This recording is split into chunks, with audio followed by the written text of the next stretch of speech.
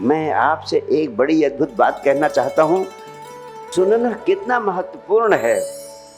इसके राज को, इसके विज्ञान को भगवान महावीर पहले व्यक्ति हैं जिन्होंने इतनी गहनता से समझा और सारी दुनिया को समझाने की चेष्टा की। ये बात दूसरी है कि यह संदेश बहुत दूर तक लोगों तक नहीं पहुंचाया जा सका, क्योंकि भगवान महावीर का कहने का तरीका ऐसा था परम ज्ञान, था गहनतम अनुभव, था गहनतम सत्य, लेकिन उसे दूर दूर तक सारी मनुष्यता को नहीं पहुंचाया जा सका, जिसके कारण हम भगवान महावीर के महत्वपूर्ण योगदानों से वंचित रह गए। अन्यथा आज सारी पृथ्वी महावीर के योगदान का लाभ उठा सकती थी। वो पहला क्रांतिकारी आध्यात्मिक व्यक्तित्व था जिसने कहा तुम सिर्फ सुनने से उस पार पहुंच सकते हो। उन्होंने दो साधनाएं दी। एक गहन तपश्चर्या, यानी तपस्या करो, सुखाया, शरीर तक को सुखा दिया उन्होंने। 12 साल में सिर्फ 365 दिन भोजन किया था उन्होंने, यानी 11 बरस भोजन नहीं किया कुल मिलाकर। इतनी गहन तपस्या, इतनी गहन साधना करने वाला व्यक्ति, उसने कहा कि जो मैं साधनाएं दे रहा हूं तपश्चर्या की, उन तपश्चर्या की साधनाओं से तुम उस पार यानी कैवल्य को, परम आनंद को, परम अवस्था को, परमात्मा को उपलब्ध हो सकते हो।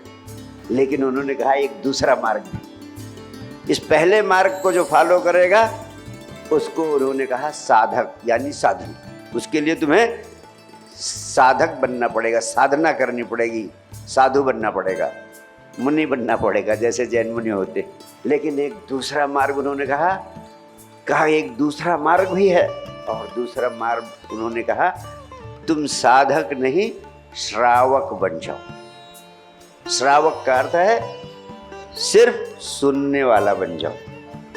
सिर्फ सुन करके संबुद्ध सद्गुरु को सुनो और सुनने की कला तुम्हारे भीतर आ जाए तो सुनते सुनते तुम परम सिद्ध बन सकते हो, कैवल्य को उपलब्ध हो सकते हो, परम आनंद को उपलब्ध हो सकते हो, जिसे कहे मोक्ष या निर्वाण को उपलब्ध हो सकते। तो ये सुनने की कला क्या है? सुनने की कला का सार है सुनते समय सिर्फ सुनो और कुछ ना करो। जब सुनते समय तुम सिर्फ सुनोगे तो जिसको सुन रहे हो उसके शब्दों के साथ उसका प्रेम, उसकी आत्मा, उसका सर्वस्व तुम्हारे भीतर प्रवेश कर जाएगा और वही तुम्हारे भीतर के रसायन को बदल देगा। आप में से तमाम लोग सुनते हैं अपने सद्गुरु को। जब भी आते हो आप मुझे सुनते हो, लेकिन सुनते समय आप विचार भी करते रहते हो कि वाह क्या बढ़िया बात कही गुरुजी। फिर सोचते रहते हो कि ये गुरुजी ने तो गीता की बात बोल दी। फिर सोचते हो कि नहीं ये भगवान बुद्ध की बात बोल दी। फिर आप सोचते हो कि नहीं बड़े बाबा जो बोलते थे और जो गुरुजी बोल रहे हैं इसमें तो बहुत अंतर है। यानी every time you are not listening, you are being judgmental. तुम जज साहब बन जाते हो सुनते समय, सब कुछ का जजमेंट करते रहते हो। अच्छा बोला, बुरा बोला, खराब बोला, यानी तुम सिर्फ मस्तिष्क से सुनते हो, हृदय तुम्हारा बंद रहता है।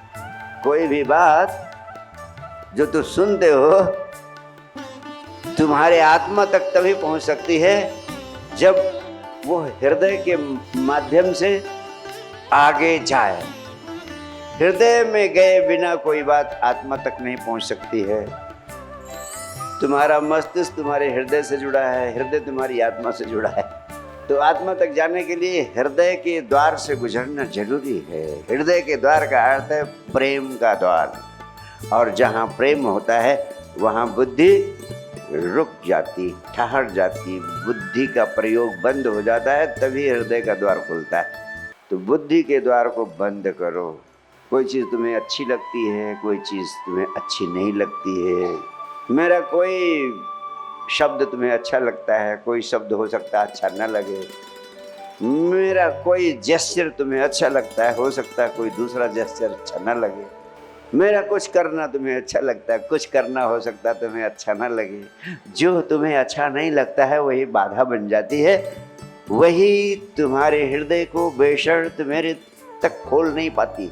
और जब तुम्हारा हृदय बेशर्त नहीं खुलता है तो हृदय का बेशर्त ना खुलना श्रवण में सबसे बड़ी बाधा बन जाता है, सुनने में सबसे बड़ी बाधा बन जाता है। लेकिन अगर सुनने की कला आपको आ जाए तो सुनना ही ध्यान बन जाता है, सुनना ही साधना बन जाता है, सुनना ही अध्यात्म का सर्वस्व बन जाता है।